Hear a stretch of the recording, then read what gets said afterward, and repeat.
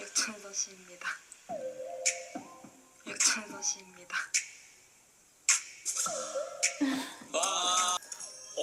Singles Inferno-гийн гэхдээ сүүлийн дугаар нь бүр өмнөхүүдээс амар илүү гоё сонирхолтой байсан тий. Одоо би юу ярих гээд байгаа вэ гэхээр одоо энэ дугаар дээр болохоор Лисиан гэдэг юм ихтэй байгаа шүү дээ. Ийм гоё гурван залуугийн ингээд сэтгэлийн татаад, сонирхлын татаад, дээрэс нь үзэгчдийн ч гэсэн сонирхлыг татаад ингээд би энэ хамгийн анхны сизон дээр нь болохоор Сонgjia гэдэг юм ихтэйсэн шүү дээ. За тэгээд тэрний дараа Shin Silky гэдэг. Тэгээ энэ гурван эмэгтэйд ингээд нийтлэг ажиглагтаад байгаа. Одоо энэ нэвтрүүлгийн дандаа альфа ирчүүдийг нь өөртөө татаад байгаа тийм шинж чанар байгаад байгаа байхгүй. Энэ талаар өөрийнхөө хийсэн дүгнэлт, ажиглалтыг та бүхэндээ хуваалцъя. За юу түрүүнд гэх юм бол эдгээр бүгдээрээ өөрсдөөсөө тийм альфа ирчүүдийг татдаг аура ялгаруулад байгаа байхгүй. Аура гэдэг чинь одоо эрчим энерги шүү дээ тий.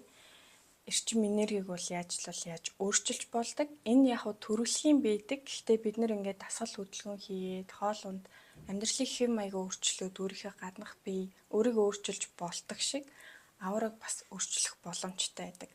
Хэлж байгаа үг яриа, бодож байгаа бодол, үйлдэл тэ энэ зэрэгс чинь хүний аура өөрчлөгдөж байдаг байхгүй юу? За тэгэхээр ийм ауратай эмэгтэйн 6 шинжийн талаар би та бүхэнд ярьж өгье. Хамгийн нэгдүгээрт нь эдгээр өөрөөсөө өөр хүн болох гэж жүжиглэхгүй яг өөрийгөө бийж чаддаг. За бид нэр яг гэхдээ ингээд нийгмийн амьдралд дээр гараад гэртээ аав ээжтэйгээ нэг өөр тэгээд дарагтайгаа ажлынхаа нэг өөр харилцаж байгаа шүү дээ. За танихгүй хүний хажууд бол бие барина гэдэг чинь ингээд цаанаасаа бийдэг асуудал ахгүй. Эдгээр гэхдээ бид нэр жүжиглээд байгаа гэсэн үг биш. Бидний зүгээр персона буюу зан чанар. Харин жүжиглээд өөрөөсөө өөр хүн байх гад ингээд хичээгээд бэн гэдэг нь бас нэг өөр асуудал. Одоо энэ дугаар дээр их юм бол чүн явж ингээд юм хитээсэн шүү дээ бүжигчин. Тэр бол ингээл хиймлэр чанга нэгэл бусдын анхаарлыг татахыг хичээгээл. Энэ яг зарим хүмүүс таалагддаг, зарим хүмүүс энд нь хуурддаг байх. Гэхдээ альфа эрэгтэй гэдэг чинь хамгийн ухаантай, хамгийн мундаг, хамгийн хүчтэй, хамгийн сайхан залууг хэлж байгаа шүү дээ. Ийм хүмүүс чинь тэнэг биш. Ийм зүйлд хуурдахгүй. Бид нар хүртэл ингээд хажуунаас нь үзэхэд жоох эвгүй байгаад шүү дээ, тий.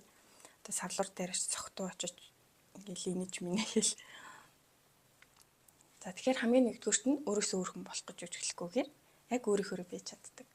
Хоёрдугаарт миний анзаарсан нэг зүйл гэвэл ийм эмэгтэйчүүд төрүүлж эрэгтэй хүнийг юусоо таалдахгүй. За яг мэдээ сайхан залуу хараад эмэгтэй хүний ингээд сэтгэл хөдлөн л дээ тий.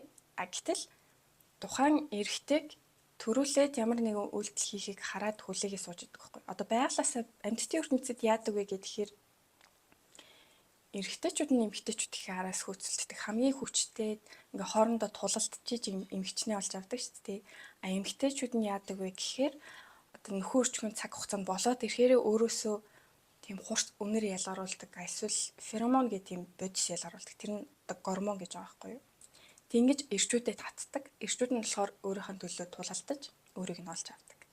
Тэгэхээр байглаасаа эмэгтэйчүүд нь татдаг, эрэгтэйчүүд нь араас нь хөөцөлддөг. Тэрнээс төрүүлж нэг залууг тааллаа гэдээ араас нь хөөцөлдөд байдаггүй. Өөрлөө нь ямар нэг үйлдэл хийхийг хүлээгээд хараа сууж байдаг.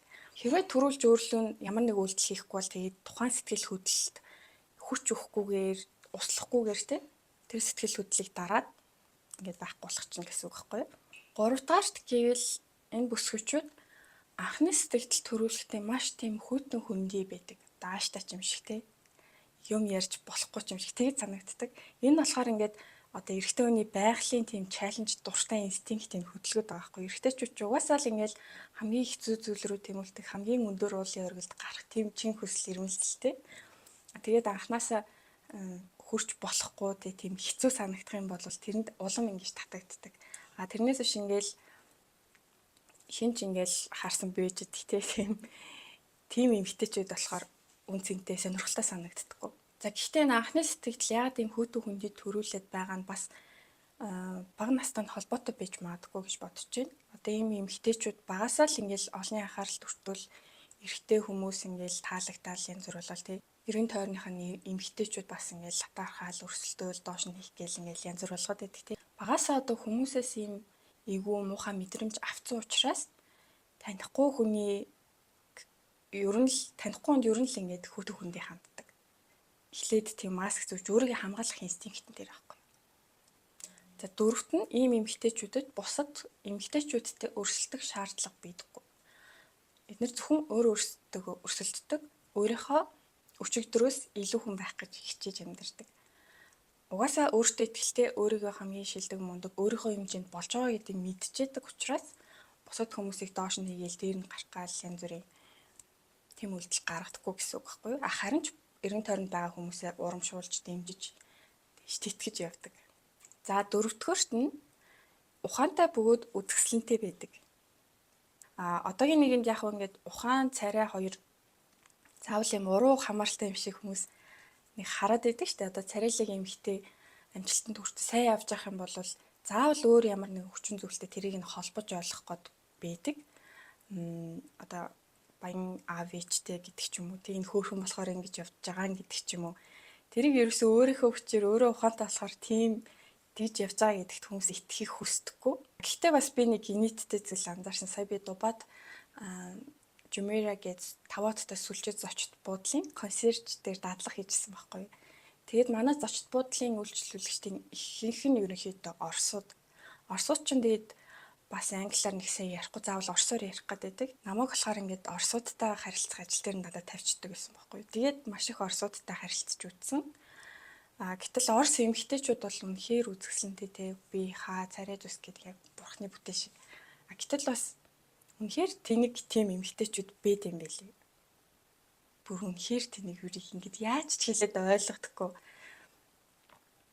Тэгээ бас орс эмэгтэйчүүдээс болоод дэлхийн нийтээрээ хөрхийн эмэгтэй тэнэг байдаг гэсэн ойлголттой болцсон болов гэсэн бодлоос надад төрсөн.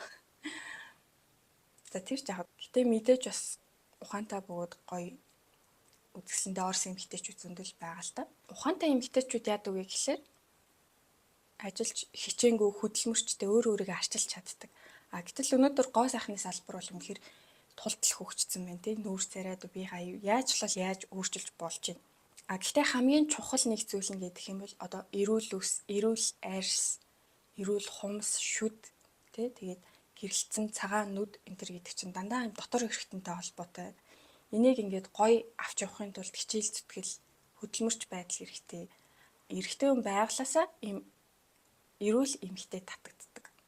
Эрүүл эмэгтэй хамгийн үзэсгэлэнтэй байдаг. Хүн тархиа бол харин яаж өөрчилж болно. Одоо гоё ном зохиол унших, сургалтанд суух, тэгээд айкуу шаардсан тоглоом, ер нь бүх төрлийн тоглоом хүний ураг тархийг амар гоё задлж хөгжүүлж өгдөг юм шиг надад санагддаг. Видео тоглоомч байна уу, шатарч байна уу, эсвэл юм гоё физикал спорттой холбоотой юм гоё тоглоомнууд байдаг шүү дээ. За аялах бол бас хүний ухааныг маш сайн тэлж өгдөг. Хэрвээ аялах боломж болцоо цаг таванд байхгүй байх юм бол дэлхийн гоё сонгодог уран зохиолууд, орон орны юм гоё уран зохиолын номнуудыг уншиж үзээсэй гэж хүсэж байна. Тэгэхээр миний хувьд бол сонгодог уран зохиол бол үнэхээр амар гоё нүд нээж өгдөг. Их тийм гоё орчинд аваачаад тэг үнэхээр яг тэр оронд нь очсон юм шиг мэдрэмж төрүүлж чаддаг байхгүй юу. Тэгээд тоглоом ярьсных бас нэг чухал шинж чанар байгаа. Эмэгтэй хүн тоглоом дааж чаддаг байх хэрэгтэй. Одоо өөрийг нь шоглоод хөнхөө юм хөөрхөн тоглоом хийж явах тэрийг нь ойлгохгүй төс нь уурлаад бэдэг. Ихэвчлэн ер нь жоох хөвгөд дээр анзаарэгддэг. Энэ ер нь бол амар тэнэг зан чанар байхгүй юу. Мэдээж маш тийм доромжлсон биш те зүгээр хөнгөн хөөрхөн фан байх гэж тоглоом хийж хахад тэрийг хөөрхөн хүлээж аваад инээмсэлдэг ч юм уу те үнэхээр ухаан нүрүүл зөрүүлээд тоглоом шоглоом хийдэг ч юм уу. Энд чинь бас амар тийм чухал нэндийн шинж чанар юм шиг надад санагддаг. За хамгийн сүүлд нь бол энэ өрөөнд байгаа хамгийн сонирхолтой хүн байж сур.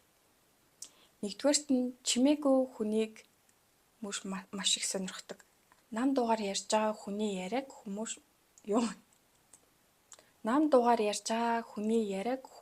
маш анхааралтай сонсдог. За яг ингээл чанга дуутай. Гэтэ би яг чанга дуутай хүний хажууд амар амархан ядарчдаг, толгой өгдөд байдаг. Тэгээ яг чанга дуутай хөөрхөн хөвгчлөлтөө ийм хүмүүс бусдын анхаарлыг татдаг. Ингээд бусдад гоё санагддаг тий. Гэхдээ за одоо саяны дугаар дээр гэх юм бол Ким Инсол гэдэг эмэгтэйс айгүй хөөрхөн хөвгчлөлтэй. Ийм зан чанар чинь бусдын хайрыг хүргээд байгаа ч гэсэн ингээд эрэгтэй хүмүүс тэрийг хөөрхөн дүүгээ гэж хараад ч юм. Тэг хөөрхөн найз байгаа гэж хараад ерөөсөө тийм романтик байдлаар татагддаг байхгүй юу? За дараагийнхан зүйл гэвэл өөрийн гэсэн хоббигоо олоод түүнийг хинээс ч илүү хийж чаддаг байх хэрэгтэй. Түүндээ цаг зав зарцуулдаг байх хэрэгтэй. Хоббигаа болгодог гэхдээ нэг анхаарах ёстой зүйл нь ингээд бусдад гоё харагддаг болохоор гэж сонгож ерөөсөө болохгүй. Хэрвээ бусдад гоё харагдах гад ямар нэгэн өөрөө нэг сонирхдаггүй те ямар нэгэн дуулан секцэнд бүртгүүлсэн. Тэгээ чи өөрөө сонирхгүй юм чинь тэрэндээ цаг зав зарцуулахгүй чи тэрийг бүрэн эзэмшиж тэрэндээ тултлааг болж чадахгүй тэгэл хаягдана гэсэн үг байхгүй. Тэр чинь тэгээд хайрын цаг зав хайрын мөнгө болоод дуусна. Тэрний оронд үнэхээр яг өөрөө сонирхож байгаа зүйлээ олоод тэрийг хинээс ч илүү мундаг хийж чаддаг болохын төлөө хичээх юм бол үнэхээр сонирхолтой хүн болж чадна гэсэн үг. За тэгээ миний хувьд иймэрхүү зүйлүүдийг олж анзаарсан байна. Та нар бас юу гэж бодож байна сэтгэлээ хуваалцаарай. Ингээд надтай хамт байсанд маш их баярлалаа. Баяртай.